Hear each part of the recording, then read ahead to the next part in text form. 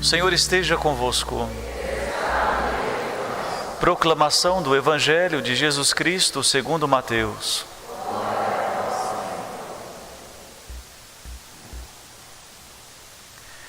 Naquele tempo disse Jesus aos seus discípulos: Não penseis que vim trazer paz à terra. Não vim trazer a paz, mas sim a espada.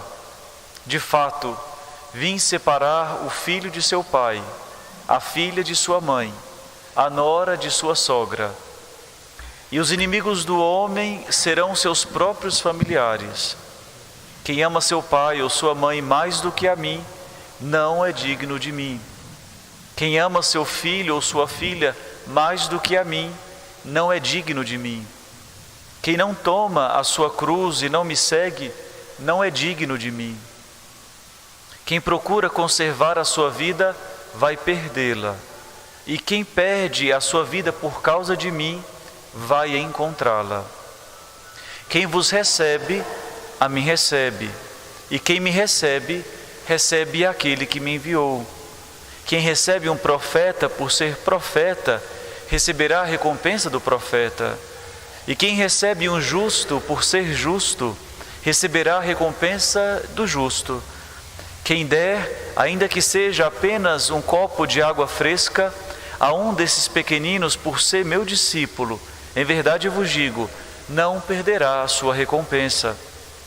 Quando Jesus acabou de dar essas instruções aos 12 discípulos, partiu daí, a fim de ensinar e pregar nas cidades deles. Palavra da salvação.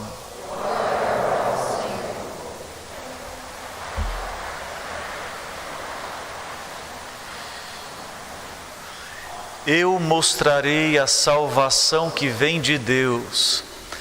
Meus irmãos, boa noite. Muito bem, irmãos, hoje nós celebramos a festa de São Bento, patrono da Europa, fundador do grande mosteiro do lado ocidental. Para nós é muito importante celebrar São Bento, a ponto de que, na verdade, nós deveríamos celebrar São Bento em março. O problema é que março sempre é quaresma, e por isso o Papa Paulo VI transferiu da data da morte para a data do nascimento de São Bento, para que nós pudéssemos festejar a altura desse santo. E isso nos diz como então é importante a figura de São Bento para nós do mundo latino, do mundo ocidental.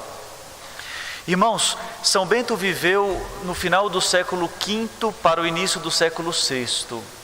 Até o século IV era comum o estilo de santidade na igreja ser a santidade do martírio. O problema é que o martírio acabou, cessou, e logo vinha, qual é então agora o modelo de santidade, já que nós não teremos mais Marte? E é por isso que começou agora um outro tipo de santidade na igreja, a partir do século IV, o da virgindade e o do mosteiro, onde agora a pessoa não mais imolava o corpo, mas imolava a vontade. As meninas imolavam a vontade de serem esposas e mães com a virgindade. Os homens imolavam o desejo de estar no meio do mundo para se viver de modo recluso. E assim então se inaugurou uma nova forma de santidade na igreja. E realmente os mosteiros, realmente os eremitas tiveram um grande sucesso nesse quarto, quinto século, principalmente no Egito. E a gente celebra muito a figura de Santo Antão, que foi uma dessas figuras primeiras que despertou muita santidade. É tanto que São Bento se inspira em Santo Antão. O problema é que a gente percebe que a vida dos santos é sempre geradora de família. É muito interessante, se a gente quer saber como é que está a medida da nossa santidade, se a nossa vida é capaz de despertar alguma coisa no outro. Se a nossa vida não desperta nada em ninguém, significa que realmente ainda não tem algo que faz brilhar a presença de Cristo em nós. Mas é muito interessante porque nenhum santo começou a viver pensando nos seus seguidores. Os seguidores vieram de modo inesperado. E até para os santos, os seus seguidores eram um martírio, porque eles queriam viver de modo anônimo, mas a vida deles despertava imensos seguidores. Assim aconteceu com São Bento. São Bento ficou recolhido em uma gruta em Cassino e ele queria só encontrar Deus, só viver para Deus, viver de modo sóbrio e querer somente ter Deus. O problema é que a vida de São Bento despertou uma comunidade ao redor dele. E ele teve que conviver com isso. Para ele era um martírio ter que ter seguidores, porque quanto mais nós estamos próximos de Deus, mais a gente quer que ninguém nos perceba. Aqui está um outro detalhe também da vida de santidade. Quanto mais santo, menos nós queremos que os outros nos notem. E quanto mais nós queremos que os outros nos notem, significa que menos santo nós somos. Então comece a perceber como é que você está aí. Se você quer que as pessoas reparem como você reza, se você quer que as pessoas peçam conselhos para você, e está longe, viu? Mas depois, irmãos, é muito interessante, porque São Bento, diferente dos monges do Egito, de Santo Antão, São Bento começou a querer propor uma santidade possível. Porque no Egito, a vida de ascese, de mortificação, era uma coisa tremenda, que era quase impossível de fazer.